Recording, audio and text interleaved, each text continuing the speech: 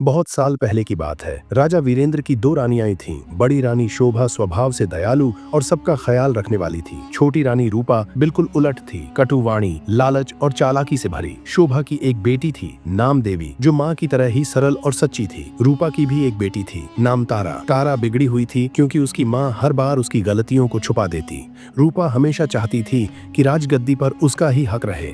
वह बड़ी रानी और देवी से नफरत करती थी। एक दिन उसने राजा से कहा, या तो शोभा और उसकी बेटी को महल से निकालो, वरना मैं भी महल छोड़ दूंगी। कमजोर राजा वीरेंद्र, जो रूपा से डरता था, उसने शोभा और देवी को महल से बाहर एक छोटे से घर में भेज दिया। लेकिन रूपा का मन अभी भी शांत नहीं हुआ। उसने देवी को रोज जंगल में गाय चराने भेजना शुरू कर दिया। देवी रोज सुबह गाय लेकर जाती और शाम को लौटती। एक दिन जब वह घर लौट रही थी, पीछे से एक धीमी सी आवाज आई, देवी, देवी, क्या तुम मुझसे विवाह करोगी? देवी डर गई और भागकर घर आ गई। अगले दिन भी वही हुआ। रात को उसने माँ को सब बताया। रानी शोभा ने कहा, बेटी, यदि वह आवाज फिर आए तो हाँ कह देना, शायद यही हमारी मुसीबत का अंत हो। देवी ने हिचकिचाते हुए मान लिया। अगले दिन शाम को आवाज फिर आई। देवी बोली, ठीक है, कल सुबह मेरे घर आ जाना, मैं विवाह कर लूंगी। सुबह जब दरवाजा खुला तो वहाँ एक विशाल अजगर बैठा था। सब घबरा गए, लेकिन अजगर बोला, मेरा अपमान मत कीजिए, राजकुमारी ने वचन दिया है, इसलिए मैं विवाह करने आया हूँ। रूपा को जैसे अपनी चाल में मजा आ गया। वह बोली, वचन निभाना ही होगा। मजबूरी में देवी का विवाह अजगर से कर दिया गया। शादी के बाद देवी को अजगर के साथ कमरे में भेजा गया। सुबह जब दरवाजा खोला गया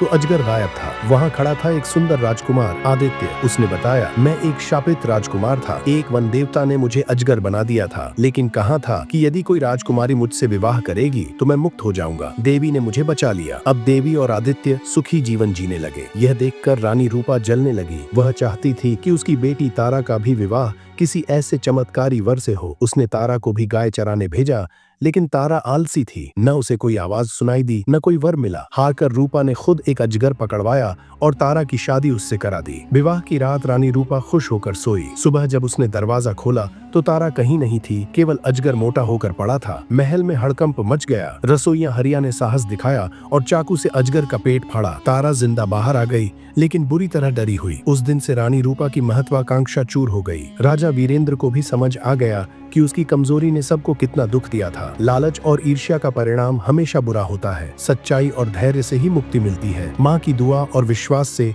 बेटी का भाग्य बदल सकता है।